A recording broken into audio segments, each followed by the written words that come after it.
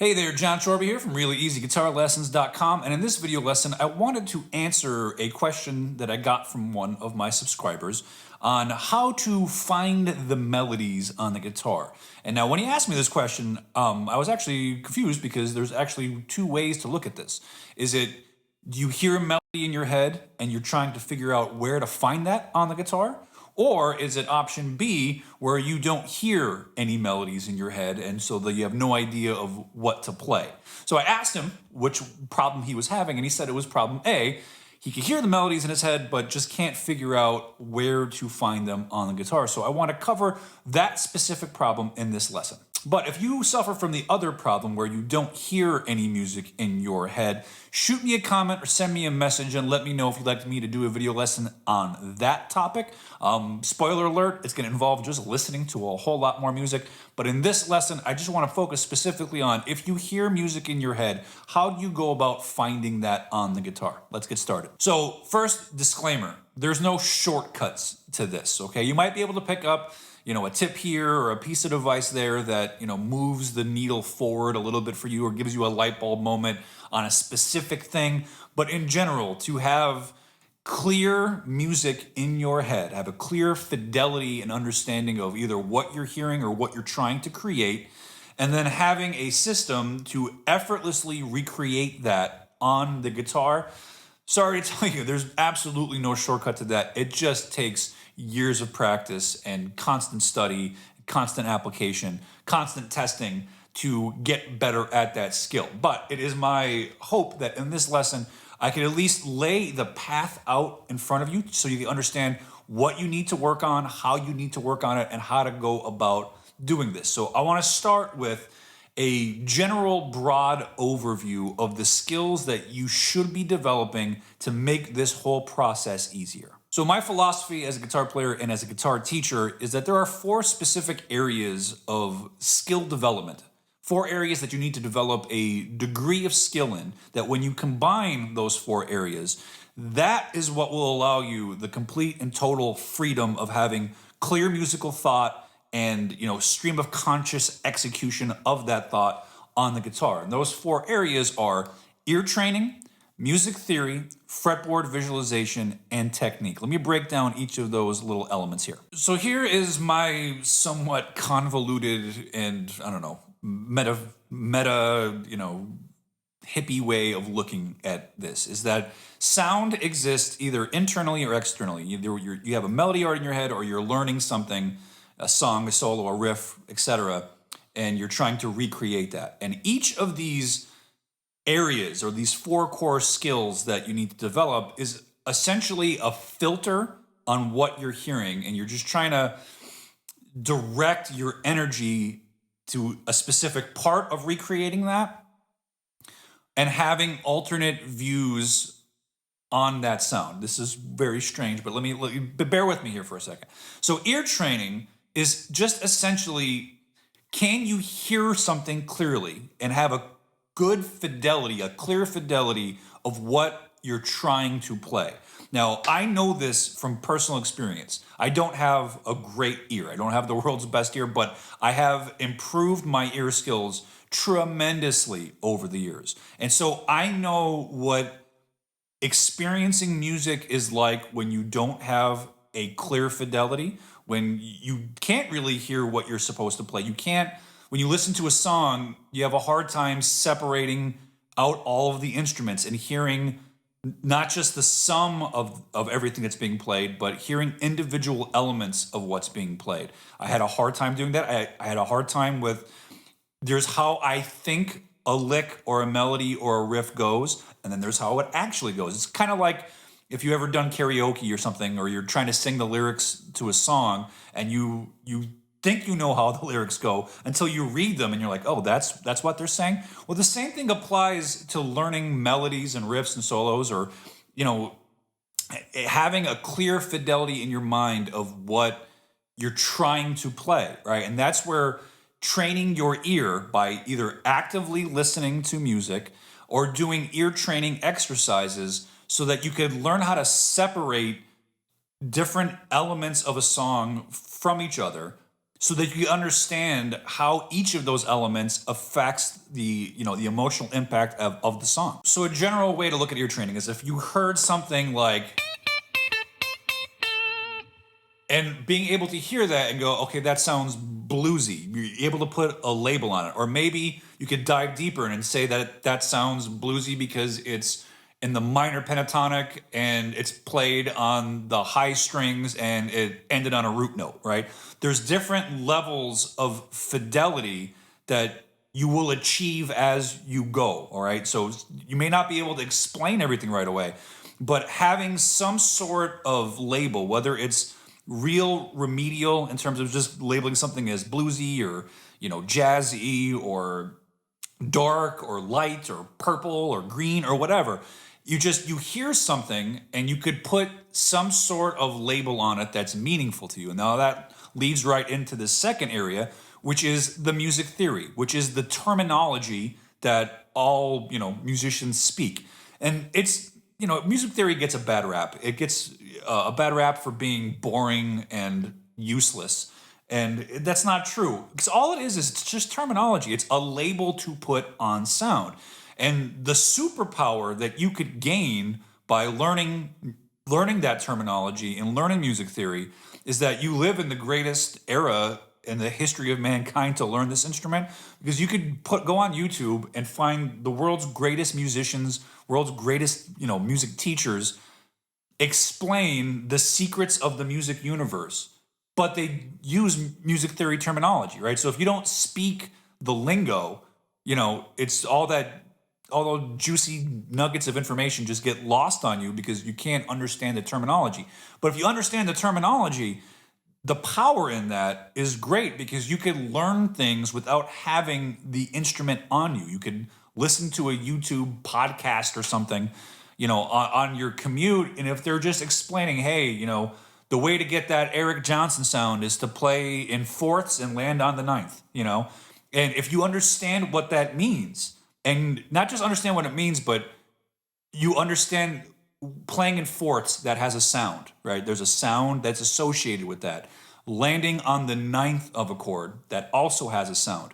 And so if you could correlate the sound to the label that we've all agreed upon, which, fair warning, music theory just has such confusing terms and words, and I get that. But if you get over the hump of that and understand that this label equals this sound, again, you can just listen to people talk and get smarter and better at the instrument, because again, there's so many people giving away the best secrets of the music universe for free, but you got to speak the language. So that is one of the important aspects about learning music theory, is being on the same page with other people and how they explain things and being able to extract the value out of that just by hearing it. So it's essentially, you're able to take verbal communication or text communication and turn it into, oh, it sounds like this. The next area of skill then is fretboard visualization. Where do you find that sound on the fretboard, right? This is why you practice scales and chords and triads and arpeggios, right? All the boring things that us guitar teachers make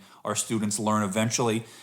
The reason for that is not busy work, and a little bit of it is technique stuff, but really it's just about, here are patterns that emerge on the fretboard that tie back into the sound, right? So you have the ear training, which is, here's how I identify the sound. Music theory puts a label on it, and then fretboard visualization says, okay, here is where that is found on the fretboard. So if you develop each of those skills, you could either think of music and then have a visualization of where that appears on the fretboard. You could be explained a concept, land on the ninth of a chord, and have an understanding, okay, this is where it is on the fretboard. And then the last aspect is the technique. There's multiple different ways to play things on the guitar, doing stuff with bends and slides and legato or staccato, different dynamic ranges. And that's all a part of ear training too, is learning how to identify what that sound is and then having a system to execute it, all right? So again, ear training is just developing the fidelity of the music that's in your head, being able to hear things clearer and have a crisper picture of what things are supposed to sound like. Music theory puts a label on sound.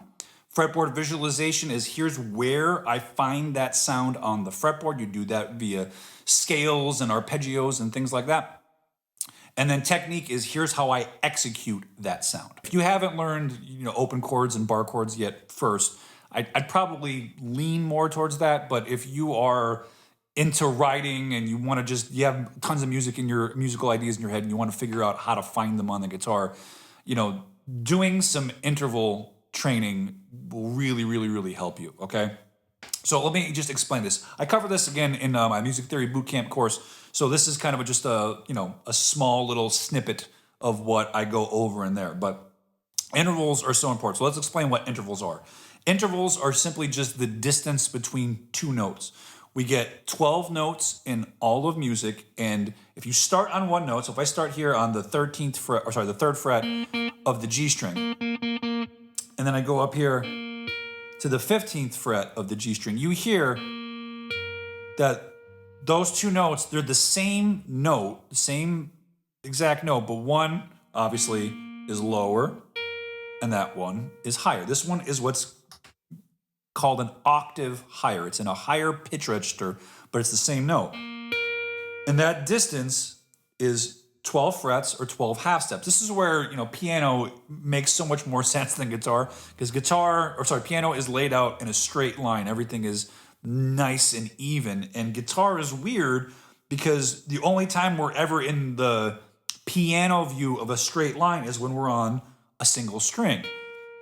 When we start using different strings because of the way the guitar is tuned, it's not as user-friendly or intuitive, but hopefully I could, help you out with that right here just by explaining how the intervals work. So we have an octave. That's the distance between these two notes. The label we put on that sound is an octave, and no matter what fret you go to, what string you start on, what fret you go to. If I go to the 15th fret and I go 12 frets higher, you hear that it's the same pitch, okay? And we'll go back to the 3rd fret here. All of these, spaces in between, they have a label too that we could put on the sound from this note to that note, the sound from this note to that note, and all the way up till the octave. So they have a music theory term that you could label them with, but you could just also use, a common thing with ear training is to just take a popular melody or a popular thing and use that as the label. So like, for instance, going from this note to this note, just a half step higher, it's called a minor second or a flat second in the music theory world. But it also sounds like the theme from Jaws.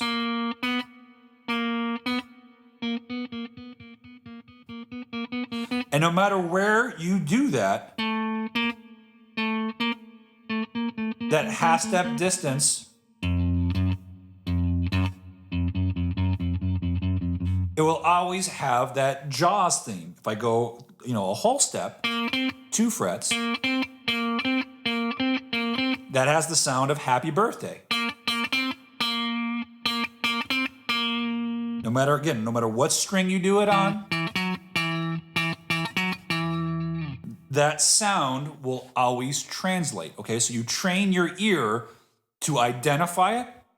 You train your eyes and your fingers to find it on the guitar. And then you train your brain to understand the label, that if you hear somebody talk about a major second, you could correlate that to a sound and to a specific location on the fretboard. So it's when you get, wider than, 3 frets or 4 frets, right? You can't really play like this distance right here. I got long fingers and big hands, so it's a little easy for me, but it's still pretty tricky, right? But that's why we have other strings on the guitar. So this distance, which is called a perfect fourth, right? I could find that same note in a closer proximity to my starting note, right? But you hear that it's the same sound. So again, in my music theory bootcamp course, I go over all of these intervals and all the relationships and exercises that you could do, to practice and train on all of that. So if you're interested in developing that area of your playing, check out my music theory bootcamp course. Okay, so enough of the broad overview. Let me give you something actionable that you can do right now to help you find these melodies in your head. So if you are a guy and you have a melody in your head, your voice is around the range of the D, G, and B string, right? You're not gonna be able to sing super high up. You might be able to sing super low, but generally the male voice is, you wanna use the D, G, and B string. And so what I would recommend is relegating yourself to just playing on one string. It's gonna make your melodies harder to play initially, right? But you need to get in a habit of being able to find them. So restricting yourself to just doing it on one string is where you want to start, okay? So I don't know what melody you have in your head.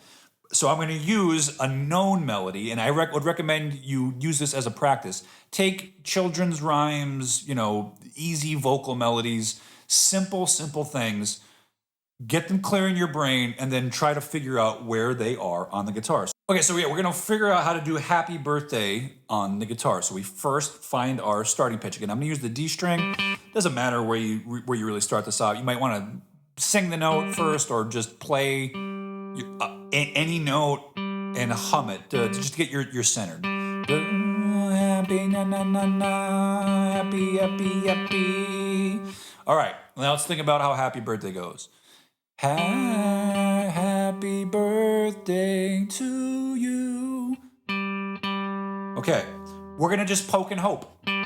Starting on this note, I'm gonna try to play the second note and see what it sounds like. That ain't it. If you paid attention from earlier in the video, you know that already is correct. Da, da, ba, ba. But where's the next note, okay? So you wanna think about it like this. Is it going higher in pitch or lower in pitch? If it's going higher in pitch, that means you want to go that way. If you're going lower in pitch, it means you want to go that way. To you, right? Is it up here? Nope. Is it here? Close. Ah, that sounds right. Now, the next note, to you, it's got to go lower. And it's just one fret lower.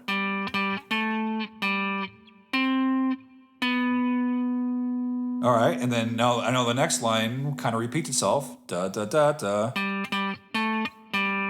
But the to you is higher than the previous one. So I'm kind of just using a little bit of logic here.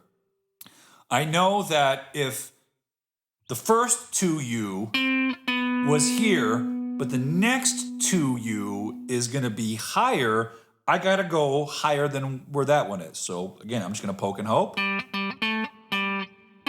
That's not there.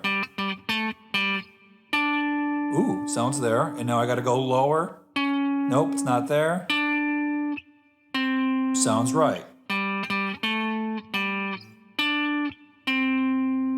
Okay, now the third one, it goes even higher. So I know that if I was here, that this next Happy Birthday, I gotta go higher.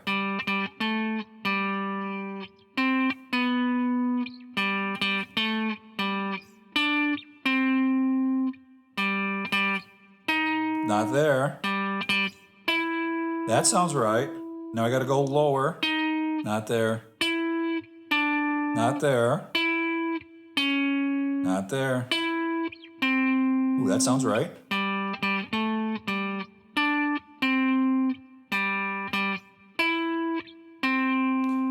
Da, da, da, da. And it sounds like you just hang on that note.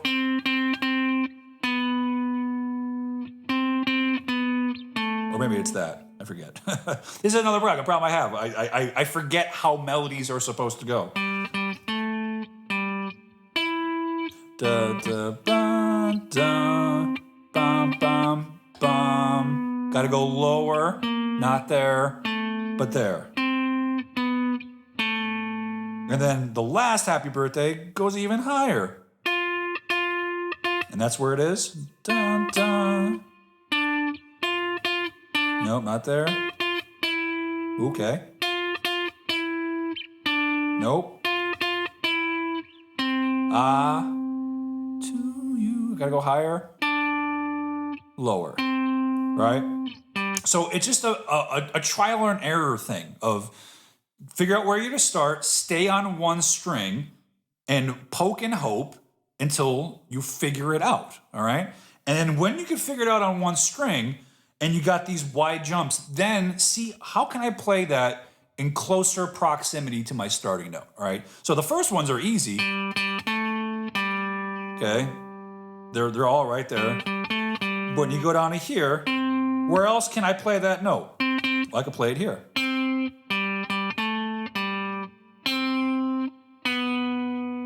And then that next higher one, which was here, is here.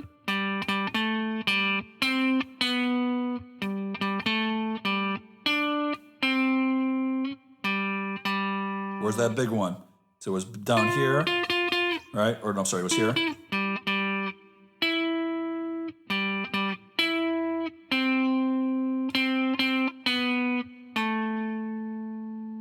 And then now you could even jump a string. Dun, dun. No, where's it go? There you go.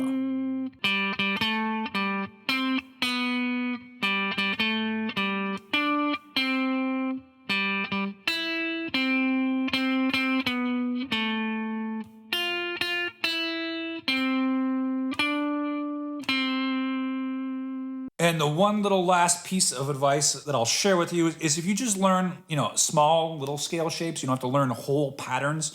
But if you take, a major shape, which will be this, I'm just gonna do this across the D, G, and B string, right? The pattern would be this note, whole step higher, and I don't really care what fingers you use here. If you wanna use your middle and your pinky or your index and your ring, doesn't really matter. I'm not a finger stickler. So if you have 5 and 7, those are your first two notes of the scale. Then you go back a fret on the G string, and then you play that note here, a fret, 1 fret higher, and then you skip a fret, and you go 2 frets higher. So you have, and then you cut over to the B string, and there's your shape.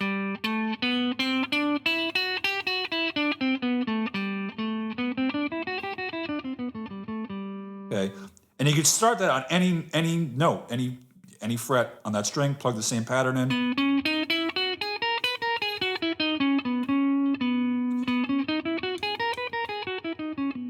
And you can use that pattern to help find your melodies that sound happy and bright. Now, if you hear things that are a little darker, you want to use a minor shape.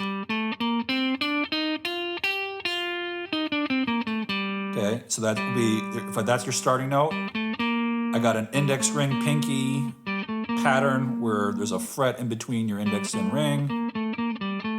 Same pattern on the next string. And then on the B string, you just go up 1 fret and play index ring.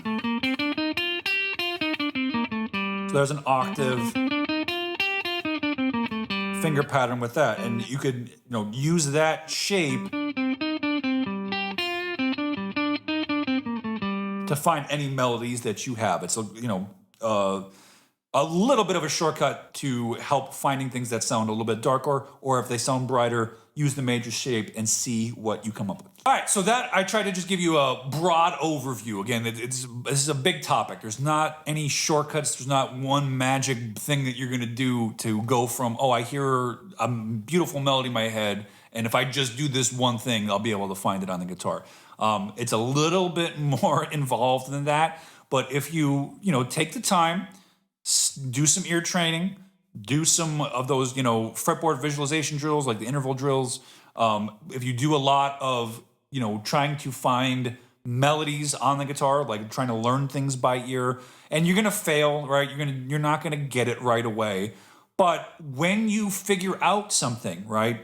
You have to, put some sort of label on it. When I do this, it sounds like that, okay? The more you do that, that allows, your brain to think in a short burst instead of like trying to think of put your index finger on the 8th fret of the B string and then play your ring finger on the 10th fret of the B string or whatever it is, right? Instead of thinking in instructions, if you can identify something as the bluesy thing, right? The blues trick, or the wide vibrato thing, or the B.B. King thing, or the Stevie Ray Vaughan thing, right? Whatever it is, you just put a label on something that will allow you to shortcut. So instead of trying to think in all these steps and instructions, you can think of do the Stevie Ray Vaughan thing, and your hands know what that means, okay? So again, sorry that there's no quick, easy shortcuts, but if you follow those things, it will be useful. I highly recommend, again, you check out the Music Theory Bootcamp course where I go over all the terminology, and I do a lot of the fretboard visualization stuff as well, tying the terms to where you find this stuff on the guitar. You can check that out at the link below. Again, my name's John. Thank you so much for watching, and I'll see you next time.